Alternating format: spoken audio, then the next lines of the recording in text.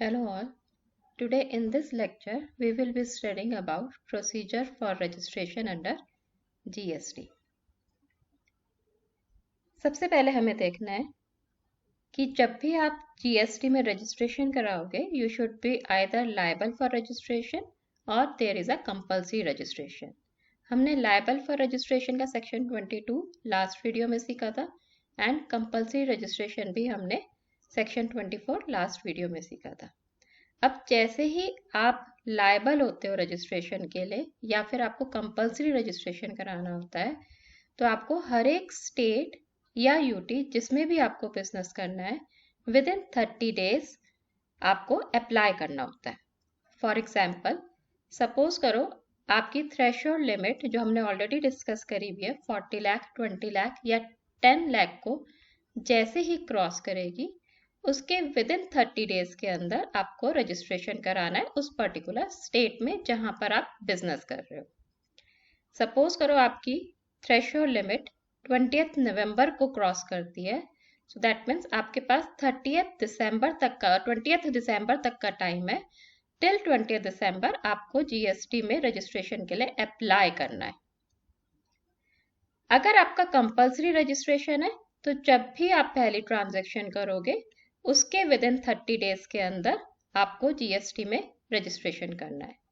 लेकिन कुछ special cases है जैसे अगर आप कैजुअल डीलर या नॉन रेजिडेंट टैक्स पेयर के लिए रजिस्ट्रेशन कराते हो तो आपको 5 दिन पहले ही रजिस्ट्रेशन कराना है अपना बिजनेस स्टार्ट करने से पहले. दैट मीन्स जिस भी दिन आप बिजनेस स्टार्ट करोगे उससे 5 दिन पहले आपके पास रजिस्ट्रेशन होना चाहिए. लेकिन अगर आप इंडिया के टेरिटोरियल वाटर से सप्लाई करते हो, टेरिटोरियल वाटर से सप्लाई कैसे होगा अगर आप एक्सपोर्ट या इंपोर्ट करते हो तो उस टेरिटोरियल वाटर से के पास जो भी स्टेट या यूटी होगी बेसलाइन के पास आपको वहां से रजिस्ट्रेशन कराना कंपलसरी हो जाएगा. अब सबसे पहले देखते हैं रजिस्ट्रेशन से पहले आपके पास क्या क्या होना चाहिए. तो सबसे पहले आपके पास परमानेंट अकाउंट नंबर होना चाहिए. अगर आप टैक्स डिडक्शन एट सोर्स के नाम पे रजिस्ट्रेशन करा रहे हो या टैक्स कलेक्शन एट सोर्स पे तो आपके पास टैन होना चाहिए. अगर आप नॉन रेजिडेंट टैक्स पेयर पे करा रहे हो रजिस्ट्रेशन तो आपके पास वैलिड पासपोर्ट नंबर होना चाहिए. सेकेंड आपके पास डिजिटल सिग्नेचर सर्टिफिकेट होना चाहिए या फिर आधार बेस्ड ई साइन सर्टिफिकेट होना चाहिए. थर्ड आपके पास वैलिड ऑफिशियल मेल एड्रेस, यहाँ पे आपको ध्यान रखना आपके पास ऑफिशियल मेल एड्रेस होना चाहिए plus valid mobile number. And last is आपके पास ऑथोराइज सिग्नेटरी का फोटोग्राफ होना चाहिए. अब हम सबसे पहले देखते हैं पैन कार्ड पे. आपको जो पैन कार्ड मिलेगा वो इंडिविजुअल का अलग होता है, कंपनी का अलग, फर्म है उसका अलग, एसोसिएशन ऑफ पर्सन्स है उसका अलग.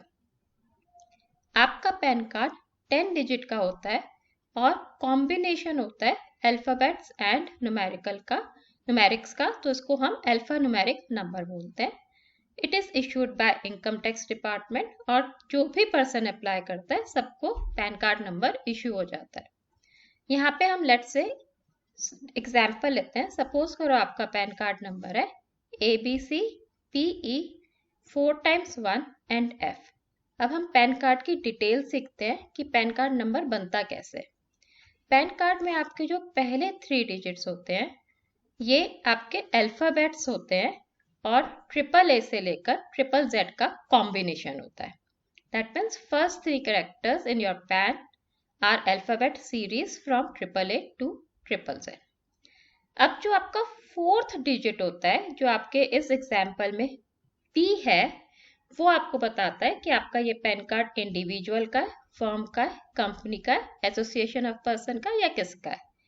अगर आपके 4th अल्फाबेट P है तो दैट मीन्स ये इंडिविजुअल का है, F है तो फर्म का है, C है तो कंपनी का है, H है तो HUF का है एंड A है तो एसोसिएशन ऑफ पर्सन्स का है. अब आपका जो 5th डिजिट है दैट मीन्स जो 5th अल्फाबेट है वो बताता है आपका first alphabet of your last name और सरनेम. दैट मीन्स यहाँ पे जो E है ये आपके सरनेम या लास्ट नेम का पहला अल्फाबेट होगा।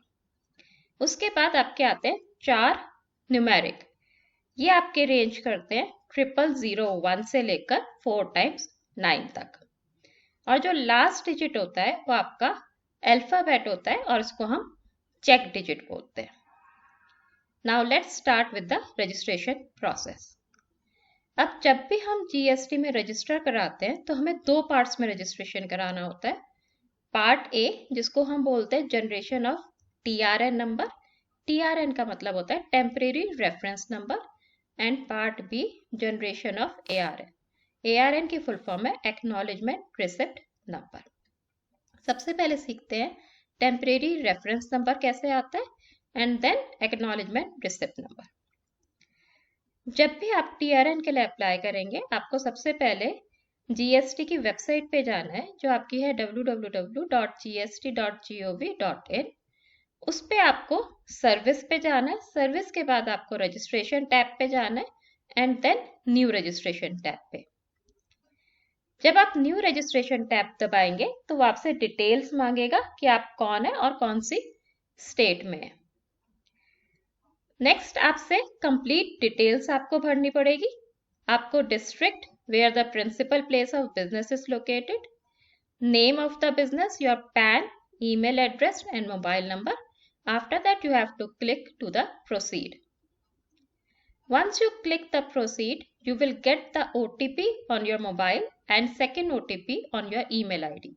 You have to fill that and then again click the proceed. After that your temporary reference number will be generated and now you will get 15 days to fill your part B. That means अब यहाँ पर आपका temporary reference number आ गया है। Part A यहाँ पे finish होता है। अब हम पार्ट बी सीखेंगे कि आप उसमें एक्नॉलेजमेंट रिसिप्ट नंबर कैसे लेते हैं।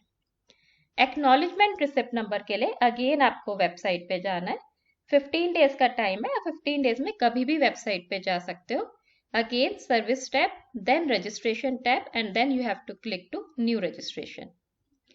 न्यू रजिस्ट्रेशन पे क्लिक करके आपको अपना टेम्परेरी रेफरेंस नंबर डालना है।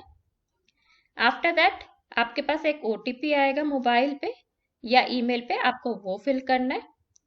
उसके बाद आपकी डिटेल्स आ जाएंगी कि किस दिन आपने टेम्परेरी रेफरेंस नंबर लिया, आपका फॉर्म नंबर आएगा, फिर डिस्क्रिप्शन आएगी। डिस्क्रिप्शन में लिखा होगा कि आपने किसके लिए अप्लाई करा है। अब यहाँ पे आपका फॉर्म नंबर आ रहा है GST REG 07 फॉर्म नंबर है अगर आप टैक्स डिडक्टर के लिए अप्लाई करते हो। अगर आप नॉर्मल पर्सन के लिए अप्लाई करते हो तो आपका आएगा GST REG 01। अगर आप नॉन रेजिडेंट के लिए अप्लाई करते हो तो आपका फॉर्म नंबर आएगा GST REG 09। अगर आप OAIDAR के लिए अप्लाई करते हो तो आपका रजिस्ट्रेशन नंबर आएगा 09A। सो दैट मीन्स जिस भी चीज के लिए आप अप्लाई कर रहे हो वो रजिस्ट्रेशन नंबर लिखा होगा। फॉर्म डिस्क्रिप्शन में आपकी डिटेल्स होगी कि आप एज ए नॉर्मल कर रहे हो, टैक्स डिडक्टर एट सोर्स कर रहे हो, नॉन रेजिडेंट कर रहे हो, कैजुअल पर्सन कर रहे हो। फिर आपकी एक्सपायरी डेट, आप यहाँ पे एक्सपायरी डेट देखोगे क्रिएशन से एग्जैक्ट 15 डेज की होगी। नेक्स्ट आपके पास एप्लीकेशन जो आपकी खुलेगी उसके 2 पार्ट्स होंगे। पहला हेड पे आपका एप्लीकेशन टाइप लिखा होगा कि अगर आपने TDS एप्लीकेशन है, नॉर्मल टैक्स पेयर की है या नॉन रेजिडेंट टैक्स पेयर की है। उसके बाद आपको डिटेल्स भरनी है, अपनी बिजनेस की details, drawing and disbursing officers की detail, authorise signatories, office address of tax deductor और NRI और normal, and then it has to be verified. So that means once these things are done, your receipt will be generated. Once your acknowledgement receipt is generated, then you will forward that receipt to the proper officer. अब यहाँ पे proper officer क्या करेगा, आपके documents जो आपने form part B में भरे हैं उसको वेरीफाई करेगा।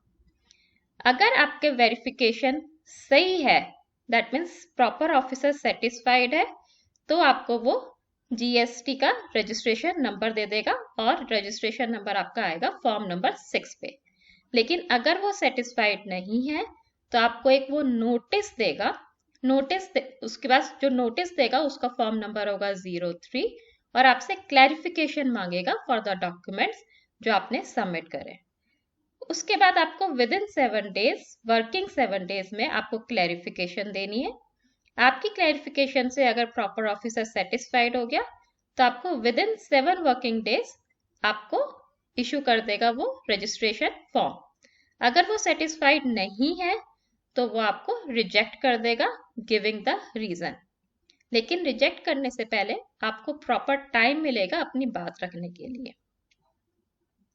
यहाँ पे आपको देखना है कि अगर proper officer with in 3 days आपका वेरिफिकेशन करके आपको कोई भी या तो ना तो नोटिस देता है ना आपके पास रजिस्ट्रेशन नंबर आता है, तो विद इन 7 डेज ये माना जाएगा कि आप रजिस्टर्ड हो गए हो। That means it will be considered as deemed to be registered. जब आपको रजिस्ट्रेशन नंबर मिलेगा तो रजिस्ट्रेशन नंबर आपका 15 डिजिट्स का होगा। उसके फर्स्ट 2 डिजिट स्टेट कोड होंगे, 10 डिजिट आपका पैन कार्ड नंबर होगा, नेक्स्ट 2 डिजिट एंटिटी कोड होंगे कि आप किस प्रोडक्ट में डील कर रहे हो, और आपका लास्ट डिजिट चेक सम होगा।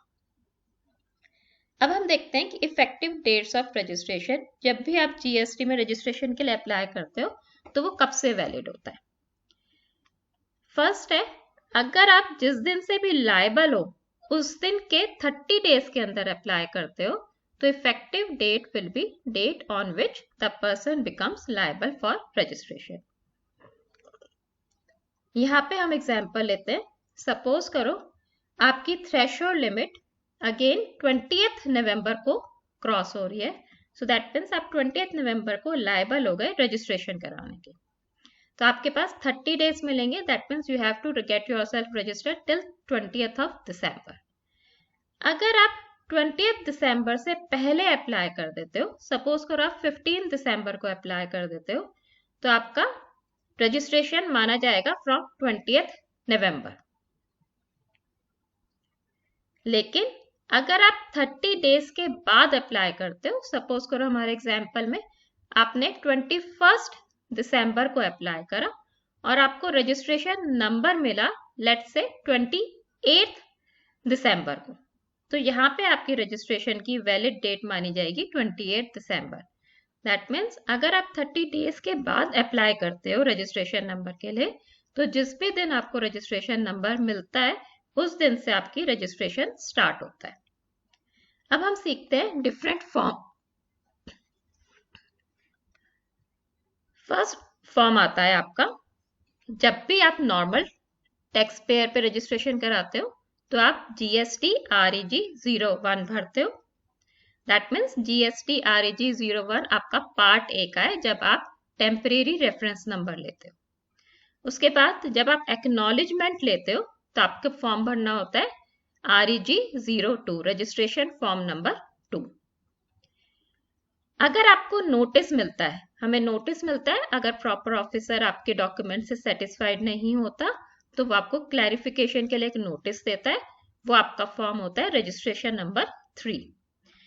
उसके बाद आपको सारी डिटेल्स फर्निश होती है, जो भी प्रॉपर ऑफिसर ने आपसे क्लैरिफिकेशन मांगी है, जब आप डिटेल्स भरते हो तो आपका आता है रजिस्ट्रेशन फॉर्म नंबर 4।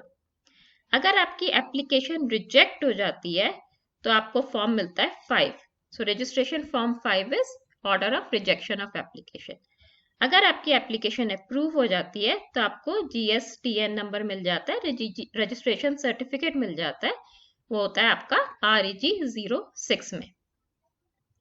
नेक्स्ट आता है, अगर आप एज अ TDS अप्लाई कर रहे हो या फिर टैक्स कलेक्शन एट सोर्स के लिए अप्लाई कर रहे हो रजिस्ट्रेशन के लिए, तो आपको एप्लीकेशन फॉर्म नंबर भरना होता है 07। अगर आपका कैंसिल हो जाता है रजिस्ट्रेशन, दैट मीन्स अगर आपका TDS as a TDS registration या TCS के लिए जिसके लिए आप अप्लाई कर रहे हो वो कैंसिल हो जाता है, तो आपको रजिस्ट्रेशन नंबर फॉर्म नंबर 8 मिलेगा। अगर आप नॉन रेजिडेंट टैक्स पेयर के लिए अप्लाई कर रहे हो तो आपको फॉर्म भरना है रजिस्ट्रेशन फॉर्म नंबर 09। लेकिन अगर आप online information data access retrieval service के लिए अप्लाई कर रहे हो तो आपको एप्लीकेशन फॉर्म भरना है रजिस्ट्रेशन 9A। अगर आप कैजुअल टैक्स पेयर हो और आपको एक्सटेंशन के लिए अप्लाई करना है, या फिर आप नॉन रेजिडेंट टैक्स पेयर हो और आपको एक्सटेंशन के लिए अप्लाई करना है, तो आपको फॉर्म भरना है रजिस्ट्रेशन 10। अगर आपको टेम्परेरी रजिस्ट्रेशन चाहिए तो आपको फॉर्म नंबर भरना पड़ेगा रजिस्ट्रेशन 11। एंड लास्ट में अगर आपको यूनिक आइडेंटिफिकेशन नंबर चाहिए तो आपको रजिस्ट्रेशन फॉर्म नंबर 12 भरना पड़ेगा। आपको एक चीज यहाँ पे याद रखनी है, जैसे ही आपको रजिस्ट्रेशन नंबर मिल जाएगा, सर्टिफिकेट मिल जाएगा, आपको प्लेस ऑफ बिजनेस पे रजिस्ट्रेशन सर्टिफिकेट लगाना पड़ता है। With this, we come to an end of today's lecture. For further reference, you can refer my book, Introduction to GST. Thank you.